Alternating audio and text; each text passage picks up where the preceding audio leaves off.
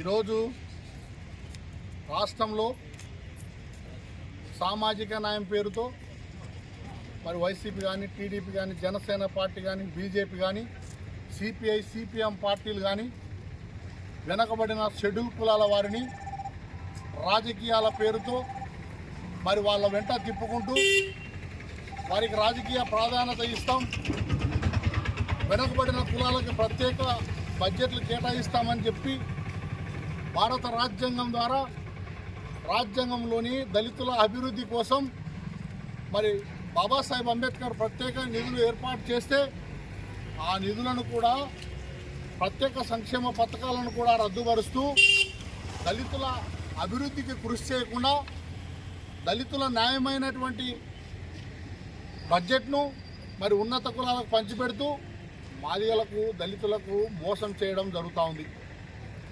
రాష్ట్రంలో ప్రతి చోట నిత్యం దళితులకు వేల సంఖ్యలపైనే అవమానాలు జరుగుతూ ఉన్నాయి. అన్ని రాజకీయ పార్టీల సమక్షంలో దళితులకు రాజకీయ ప్రాధాన్యత ఇస్తామని చెప్తా ఉన్నారు తప్ప, దళితులకు సామాజిక న్యాయం చేస్తామని చెప్తా ఉన్నారు తప్ప, దళితులకు సముచిత స్థానం కల్పిస్తామని చెప్తున్నారే తప్ప ఎక్కడ కూడా దళితులకున్న చట్టాలను అమలు పరచడంలో కానీ, దళితులకు స్వేచ్ఛ కల్పించడంలో కానీ, దళితులకు జరుగుతున్న దాడులను, దౌర్జన్యాలను, హత్యలను, అత్యాచారాలను నివారించడంలో కానీ రాష్ట్ర పార్టీలు మరి నిర్లక్ష్యంగా వహిస్తూ అన్యాయం చేయడం జరుగుతూ ఉంది.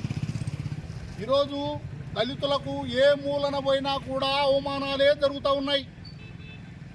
ఎక్కడైనా మరి హిందుత్వం అనేది నరేంద్ర మోడీ గారు రాష్ట్రంలో జై శ్రీరామ్ అనే పేరుతో మరి అందరికీ సామాజిక న్యాయం ఉండాలని చెప్పి, హిందువులుగా ఉండాలని చెప్పి, అభివృద్ధి చెందాలని చెప్పి రామ మందిరాలను ఏర్పాటు చేస్తూ ఉన్నారు.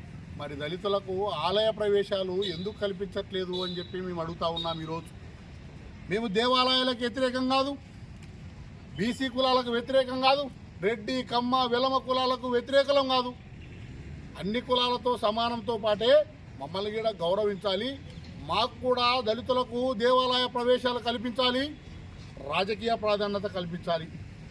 రాష్ట్రంలో ఎక్కడైనా దేవాలయ కమిటీల్లో మరి మాదిగలకు ఎందుకు కమిటీ మెంబర్లుగా తీసుకోవడం లేదు?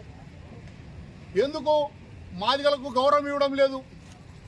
ఎందుకు మాదిగలకు దేవాలయ ప్రవేశాలు కల్పించడం లేదు? మరి ఓట్లప్పుడేమో మాదిగ కాలనీలోకి పోయి ఓట్లే సోదరా అని చెప్పి డబ్బులు ఇస్తూ ఉన్నారు, మందిస్తూ ఉన్నారు, మిమ్మల్ని గౌరవిస్తామని చెప్తా ఉన్నారు. మరి దేవాలయ ప్రవేశాలు కల్పిస్తామని చెప్పి రాష్ట్ర ముఖ్యమంత్రి జగన్మోహన్ రెడ్డి గారు ఎందుకు చెప్పరు? ప్రతిపక్ష నాయకుడు చంద్రబాబు నాయుడు గారు ఎందుకు చెప్పరు? రాజకీయ పబ్బం కోసం, సీఎంగా చలామణి అవడం కోసం దళితులను ఓటు బ్యాంకుగా వాడుకుంటూ ఆట బొమ్మలుగా చూస్తూ ఉన్నారు.